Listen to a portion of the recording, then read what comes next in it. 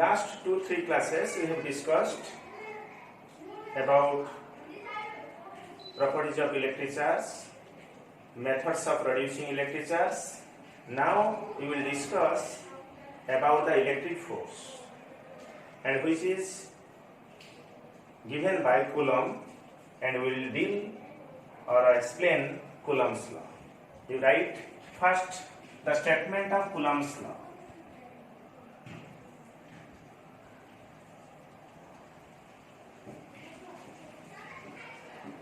Coulomb's law.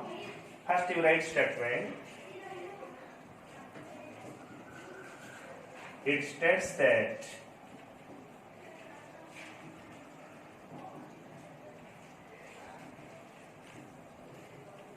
the electrostatic force of interaction. It states that the electrostatic force of interaction between two static point charges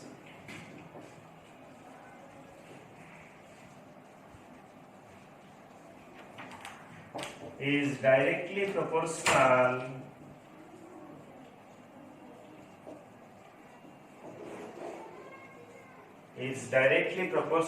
to the product of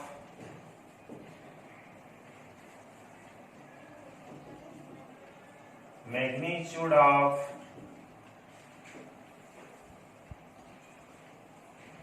two charges and inversely proportional to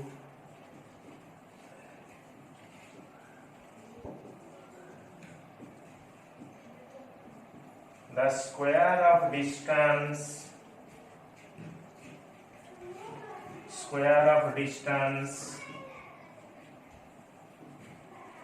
between two point charges.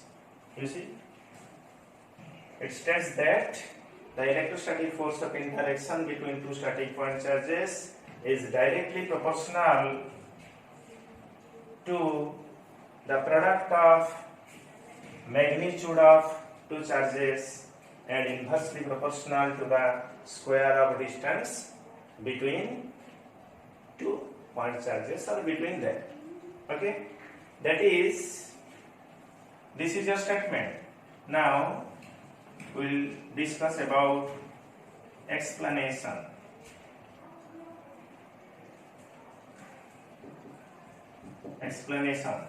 First you will take 2 point charges in air or vacuum, then we will take the two charges in a medium, and we will discuss the electrostatic force of interaction between 2 point charges in air or vacuum as well as in a medium, which is partially filled or completely filled. Okay. First, suppose in air or vacuum, consider 2 point charges.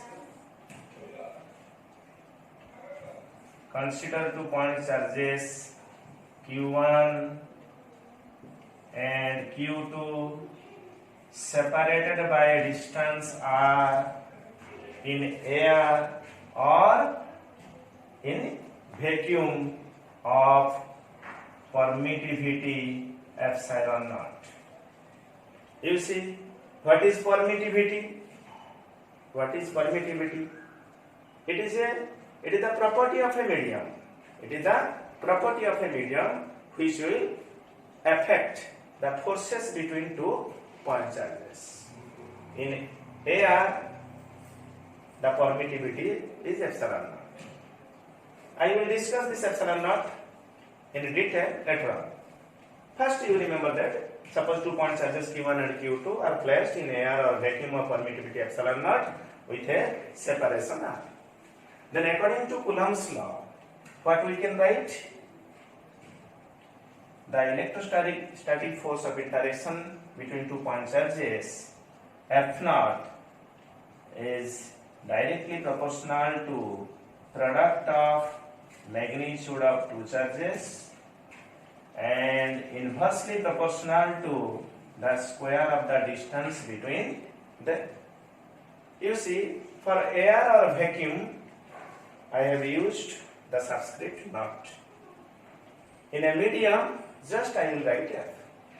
So you see, combining these two proportionality, what we will get, you see, F naught proportional to Q1, Q2 by R square. Okay? In removing the proportionality sign, a constant will come. So you write F naught is equivalent to some constant A, Q1, Q2 by R square. K, Q1, Q2 by R square. Okay? F naught equal to K, Q1, Q2 by R square. You see. In SI system, the constant of proportionality has the value, you write, in SI system,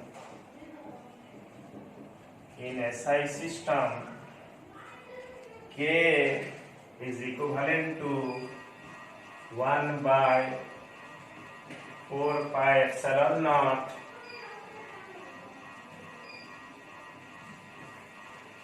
Q1 1 by 4 pi epsilon naught Newton meter square by Coulomb square. You see, this proportionality constant K will be F R square, F naught R square by Q1 Q2. So F has the unit Newton, R square is meter square, then Q1 Q2 is Coulomb square. So in SI system, K equal to 1 by 4 pi epsilon Newton meter square by Coulomb square, and this 1 by 4 pi epsilon naught has the value 9 into 10 to the power 9 Newton meter square by Coulomb square. In SI system, K has this much of value. Similarly, in SI system, this permittivity epsilon naught for air or vacuum has the value 8.85 into 10 to the power minus 12. Okay, 10 to the power minus 12 Coulomb square by Newton meter square. Actually, this is the minimum permittivity.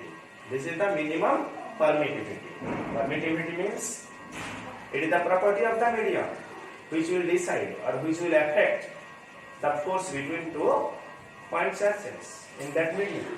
Clear? So this is the minimum permittivity. Epsilon. Okay. So previous equation now become F naught is equivalent to 1 by 4 pi epsilon naught Q1 Q2 by R square. This is, you write equation 1 in SI system. Okay. This is the one form of Coulomb's law. Then what about in CGS system? In CGS system, the constant of proportionality has the value 1. Dyne centimeter square by Sturt Coulomb square. Because Sturt Coulomb is the CGS unit of electric charge. So just in place of Newton, where it is Dyne, meter square, centimeter square, Coulomb square, Sturt Coulomb square. So in CGS system we can write the Coulomb's law as what we can write? F naught is equivalent to simply Q1 Q2 by R square. Q1 Q2 by R square, because the constant of proportionality is unit. Clear? So you see, equation 1 and 2, these are the scalar form of Coulomb's law in air or in vacuum, in SI system and in CS system respectively. Clear?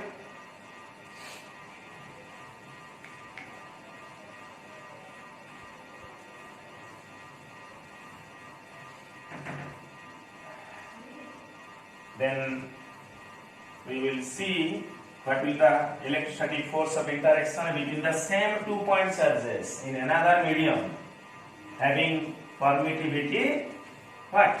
Epsilon. Having permittivity epsilon. That means in any other medium, rather than air or vacuum. Consider in any medium, you take bit A with same separation,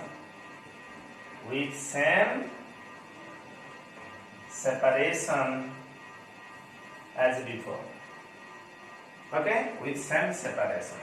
Consider 2 point charges Q1, Q2 with same separation are in another medium of permittivity epsilon. Then what will be the Coulomb's law?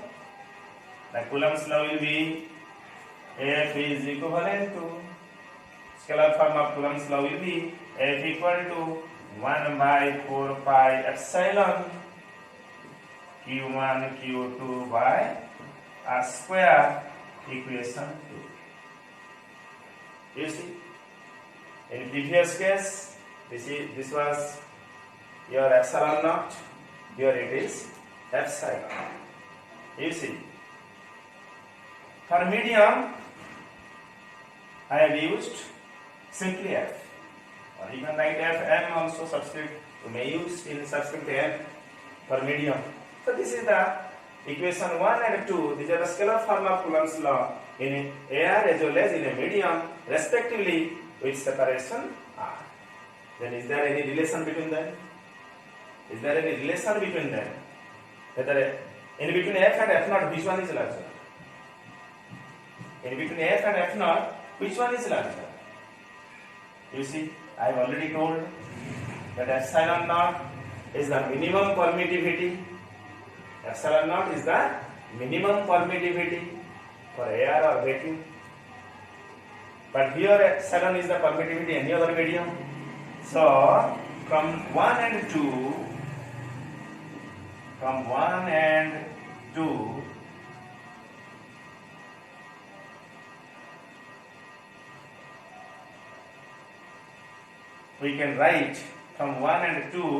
we can write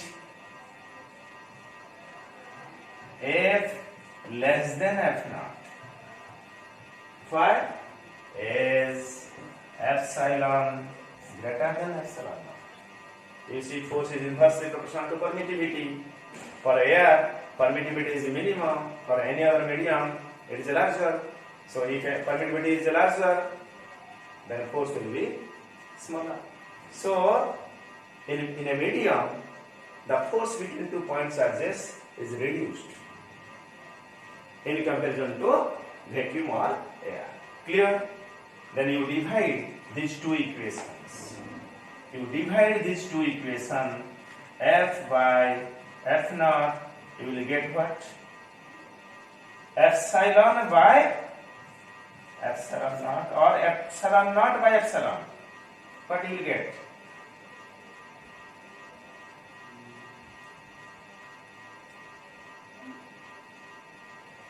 Dividing equation, two equations, 1 and 2. You see, in first equation, 1 by 4 pi epsilon naught, Q1 Q2 by R square. You divide these two equations, F by F naught. So it will be epsilon naught by epsilon, because permittivity is reciprocally related to force.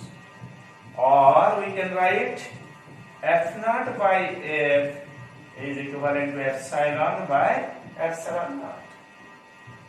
And this permittivity in a medium, ratio of permittivity in a medium to permittivity in vacuum or free space is denoted as relative permittivity, epsilon R. Relative what? Permittivity, or we can write K. This is also called dielectric constant. Dielectric constant. You see, relative permittivity and dielectric constant both are same. You see, this K, you should not confuse with previous K. That was the constant of proportionality. This is the dielectric constant. This is the ratio of permittivity in a medium to permittivity in what? Vacuum or air. Okay? So we can easily define relative permittivity or dielectric constant is the ratio of permittivity in a medium to permittivity in free space. So for air, you see, for air, K will be 1. It should be permittivity in air, it should be also permittivity in air. So it will be 1. For any other medium, it should be greater than 1. For any other medium, epsilon is greater than epsilon naught. So K has the value greater than 1. For any other medium. For any medium. Okay? For any medium. And K is equivalent to infinite for matter. K is infinite for matter. So you remember that the dielectric constant or relative permittivity for air it is 1, for any other medium K greater than 1, and K is infinite for what? Conductors, metals. Okay? So you see, and what will be our conclusion?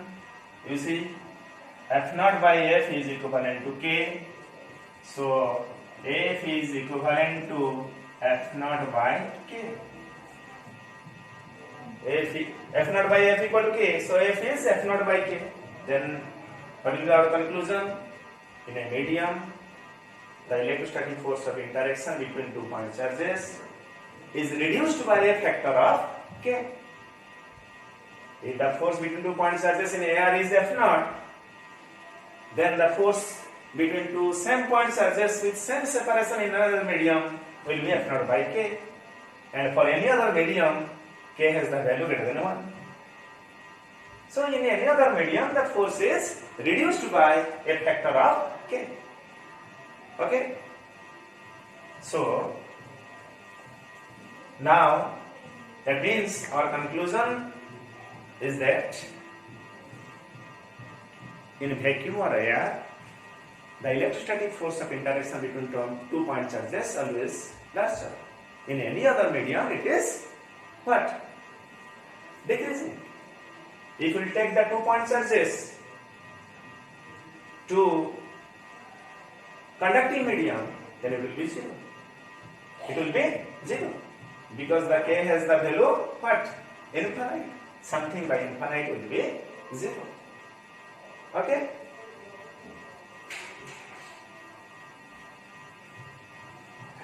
Now we will discuss this Coulomb's law in a separate approach. In separate approach, you see, in a medium with what? Reduced separation. With reduced separation. Because if we take same 2 point charges, same separation, then the force between 2 point charges is reduced in comparison to the force in vacuum. So suppose we want to make two forces equal. Suppose we want to make two forces equal. That means F naught will be same. Then what will do? Either we will change the charges or separation. Only two things are there, two parameters are there. So we should not change the point charges. We will change the separation. Since force is inversely proportional to square of the distance, so by reducing the separation between 2 point charges, we can increase the force between 2 point charges in a medium, and ultimately it can be equal to the force between the same 2 point charges as refer in vacuum. Do you follow me or not? Okay? That means, that is why I have written here. But we will discuss electrostatic force of interaction between the 2 point charges in the medium with reduced separation. Clear? With reduced separation, say D. So you suppose the separation is reduced. This is your Q1, Q2, and the separation is D less than R. D less than R. You see. Suppose consider 2 point charges Q1 and Q2 in a medium with reduced separation D. That is D is less than R. Okay? Then what you will get the force? You write in a medium 1 by 4 pi epsilon. 1 by 4 pi epsilon Q1 Q2 by D square. Okay? You see, our aim is to make the force between 2 point charges in a medium same as the force in vacuum. So what we are doing here? We have reduced the separation.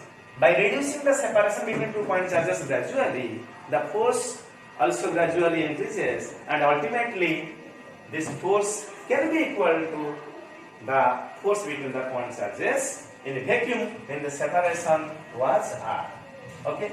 So you write that force again, F naught 1 by 4 pi epsilon naught Q1 Q2 by R square. This was the force between 2 point charges in a vacuum with separation R. Now by reducing the separation, we have already equalized these two forces. So equate them. What will you get? You see, 1 by 4 pi epsilon Q1 Q2 by D square is equivalent to 1 by 4 pi epsilon naught Q1 Q2 by R square. Okay, so we can also write 1 by 4 pi k epsilon naught Q1 Q2 by D square, or 1 by 4 pi epsilon naught equal to 1 by 4 pi epsilon naught Q1 Q2 by R square. Then what you will get? You see, KT square is equivalent to R square. Okay? Or which implies D square equal to R square by K, or D is equivalent to R by root K. Okay? Or R is root K D. Clear? You see, this is an equivalent relation. This is an equivalent relation. That is, if I will ask you that the force between 2 point charges Q1 and Q2 with separation R in a vacuum is F naught, then in order to get the same force in a medium, what should be the separation between them? The separation will be R by root K. The value of dielectric constant is given to you for that medium. It must be given. So automatically you can write. If the separation is R in a vacuum and we are getting the force F naught, then the same force will be obtained in a medium with a separation R by root K. Or you see, if the force between 2 point charges in a medium with separation D is F, then what is the force in a vacuum What is the separation between two point charges in vacuum so that two forces will be equal? Root kd. Okay, so this is the equivalent relation between two forces. Okay.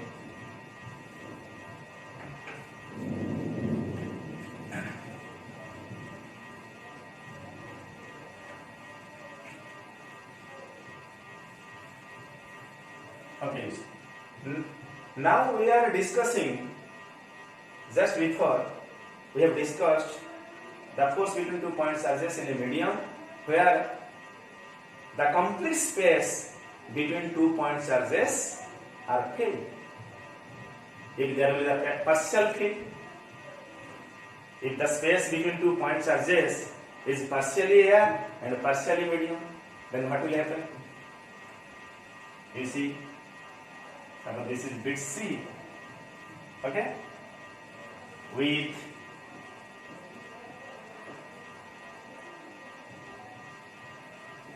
partial field dielectric, okay, with partial field dielectric. You take two point charges Q1, Q2, you take two point charges Q1, Q2. Okay, the separation is what? R. And you put a dielectric slab of thickness what? T. Dielectric constant K. You see? R is the separation between two point charges. Okay? Consider two point charges Q1 and Q2 having separation R. Suppose a dielectric slab of thickness T, dielectric constant K is inserted between them. Now you see, the medium is partially filled between two point charges. Then in air equivalent, what will be the force between two point charges in this case? This will help to you solve the problems if the space between two point charges is partially filled. Previously, we have discussed the force between two point charges with a complete field of dielectric. That means two point charges are completely placed in a medium, but here partially there is the medium and there is the vacuum. Okay, in related to air, in air equivalent, what will be the force? You see, 1 by 4 pi epsilon naught, 1 by 4 pi epsilon naught Q1 Q2 by, actually you tell me what is the air gap between Q1 and Q2 here?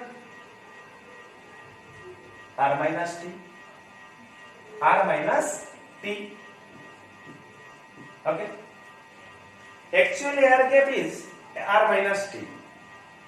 And what will the a medium of thickness T equivalent to in air, that is root KT. Just remember, if the separation between two point charges in a medium is D, then in air equivalent it is root KD. So because I have already told you that we have to find the forces between two point charges in air equivalent, so I have written 1 by 4 pi epsilon naught here. So we have to take this distance in air equivalent.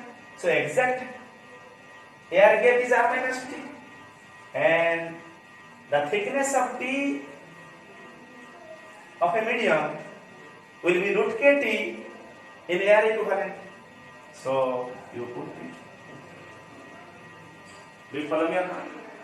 You see, this is the force between two point charges where dielectric is partially filled, partially air and partially dielectric. So the force, we are deriving the force equations with respect to air. So F equal to 1 by 4 pi epsilon naught Q1 Q2. Actual air gap is R minus T, and a medium of thickness T is equivalent to root KT in air. So we have to put here root KT. then this will square. Okay, so this is your Coulomb's law between 2 point charges in what?